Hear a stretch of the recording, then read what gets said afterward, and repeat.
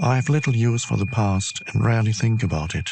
However, I would briefly like to tell you how I came to be a spiritual teacher and how this book came into existence. Until my 30th year, I lived in a state of almost continuous anxiety, interspersed with periods of suicidal depression. It feels now as if I'm talking about some past lifetime or somebody else's life. One night, not long after my 29th birthday, I woke up in the early hours with a feeling of absolute dread. I had woken up with such a feeling many times before, but this time it was more intense than it had ever been.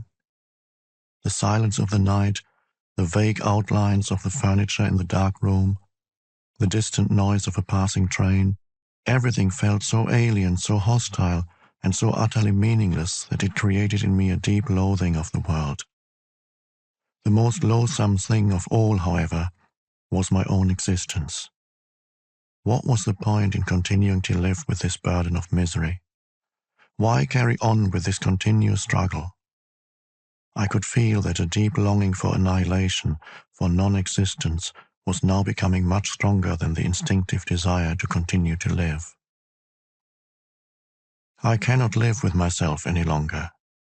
This was a thought that kept repeating itself in my mind. Then suddenly I became aware of what a peculiar thought it was. Am I one or two? If I cannot live with myself, there must be two of me, the I and the self that I cannot live with. Maybe, I thought, only one of them is real. I was so stunned by this strange realization that my mind stopped. I was fully conscious, but there were no more thoughts. Then I felt drawn into what seemed like a vortex of energy. It was a slow movement at first and then accelerated. I was gripped by an intense fear and my body started to shake. I heard the words, "Resist nothing," as if spoken inside my chest. I could feel myself being sucked into a void. It felt as if the void was inside myself rather than outside. Suddenly, there was no more fear, and I let myself fall into that void.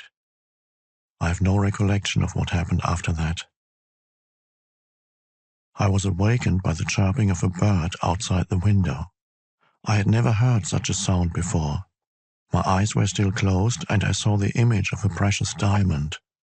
Yes, if a diamond could make a sound, this is what it would be like. I opened my eyes. The first light of dawn was filtering through the curtains. Without any thought, I knew that there's infinitely more to light than we realize. That soft luminosity filtering through the curtains was love itself. Tears came into my eyes. I got up and walked around the room. I recognized the room, and yet I knew that I had never truly seen it before. Everything was fresh and pristine, as if it had just come into existence. I picked up things, a pencil, an empty bottle, marveling at the beauty and aliveness of it all. That day I walked around the city in utter amazement at the miracle of life on earth, as if I had just been born into this world. For the next 5 months, I lived in a state of uninterrupted deep peace and bliss. After that, it diminished somewhat in intensity, or perhaps it just seemed to because it became my natural state. I could still function in the world, although I realized that nothing I ever did could possibly add anything to what I already had.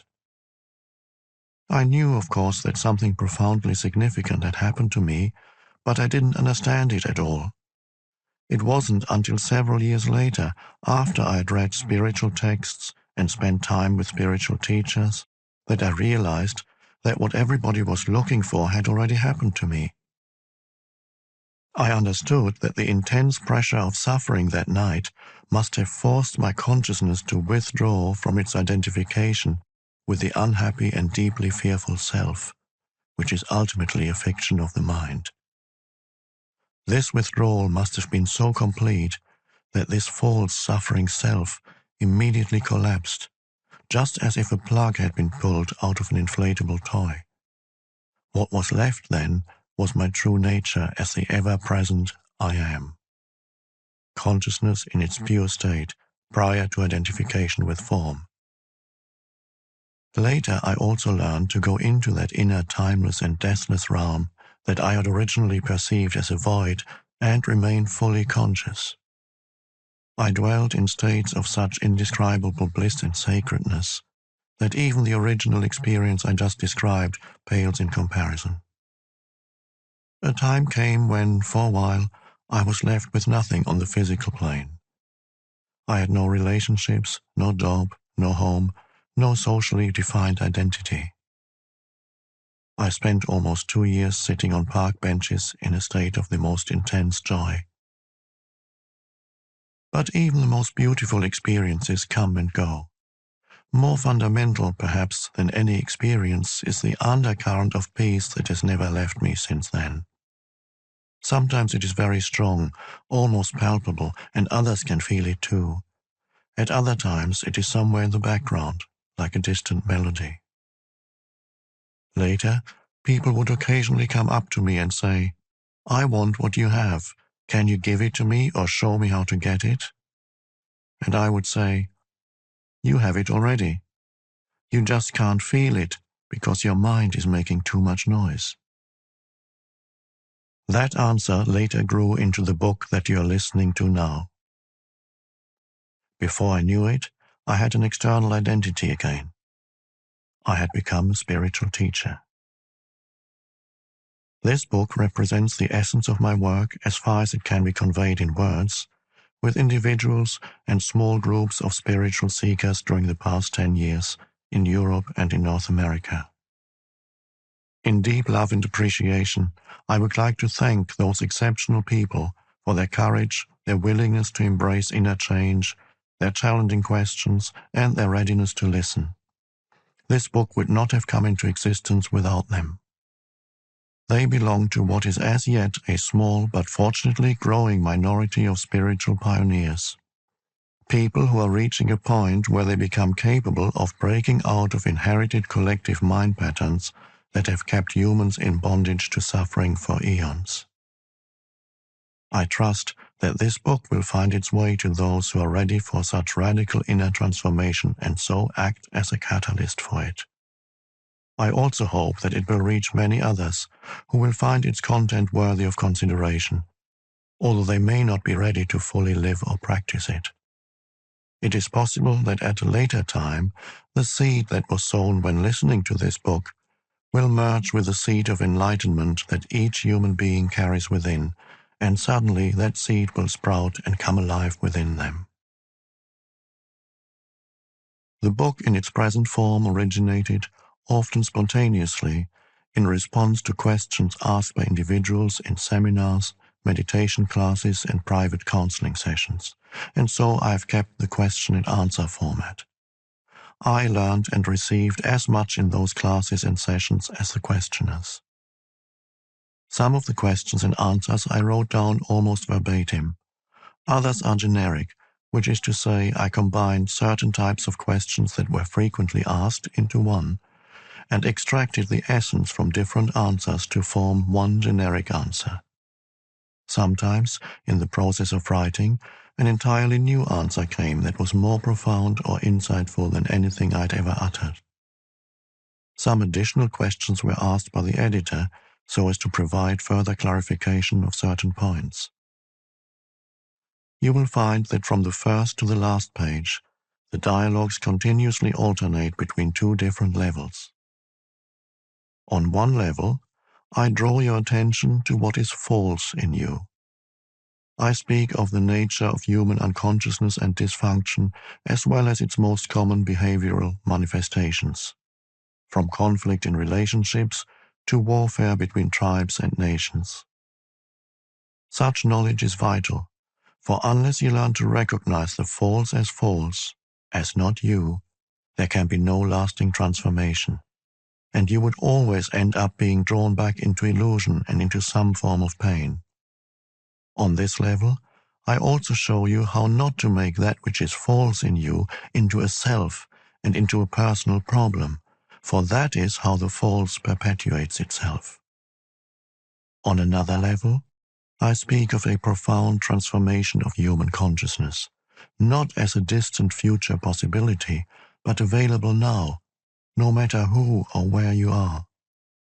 You are shown how to free yourself from enslavement to the mind, enter into this enlightened state of consciousness, and sustain it in everyday life. On this level of the book, the words are not always concerned with information, but often designed to draw you into this new consciousness as you listen. Again and again, I endeavor to take you with me into that timeless state of intense conscious presence in the now, so as to give you a taste of enlightenment. Until you're able to experience what I speak of, you may find those passages somewhat repetitive. As soon as you do, however, I believe you will realize that they contain a great deal of spiritual power, and they may become for you the most rewarding parts of the book. Moreover, since every person carries the seed of enlightenment within, I often address myself to the knower in you who dwells behind the thinker, the deeper self that immediately recognizes spiritual truth, resonates with it, and gains strength from it. As you listen, the meaning of certain words, such as being or presence, may not be entirely clear to you at first. Just keep listening. Questions or objections may occasionally come into your mind. They will probably be answered later in the book, or they may turn out to be irrelevant as you go more deeply into the teaching and into yourself. Don't listen with the mind only. Watch for any feeling response as you read and a sense of recognition from deep within. I cannot tell you any spiritual truth that deep within you don't know already. All I can do is remind you of what you have forgotten. Living knowledge, ancient and yet ever new, is then activated and released from within every cell of your body. The mind always wants to categorize and compare, but this book will work better for you if you do not attempt to compare its terminology with that of other teachings. Otherwise, you will probably become confused. I use words such as mind, happiness, and consciousness in ways that do not necessarily correlate with other teachings. Don't get attached to any words. They are only stepping stones to be left behind as quickly as possible.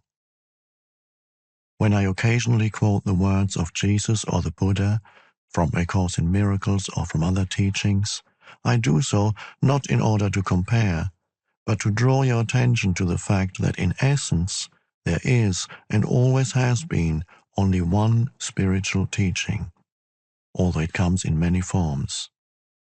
Some of these forms, such as the ancient religions, have become so overlaid with extraneous matter that their spiritual essence has become almost completely obscured by it. To a large extent, therefore, their deeper meaning is no longer recognized and their transformative power lost. When I quote from the ancient religions or other teachings, it is to reveal their deeper meaning and thereby restore their transformative power, particularly for those listeners who are followers of these religions or teachings. I say to them, there's no need to go elsewhere for the truth. Let me show you how to go more deeply into what you already have. Mostly, however, I have endeavored to use terminology that is as neutral as possible in order to reach a wide range of people. This book can be seen as a restatement for our time of that one timeless spiritual teaching, the essence of all religions. It is not derived from external sources, but from the one true source within, so it contains no theory or speculation. I speak from inner experience, and if at times I speak forcefully, it is to cut through heavy layers of mental resistance and to reach that place within you where you already know, just as I know, and where the truth is recognized when it is heard. There is then a feeling of exaltation and heightened aliveness, as something within you says, "Yes, I know this is true."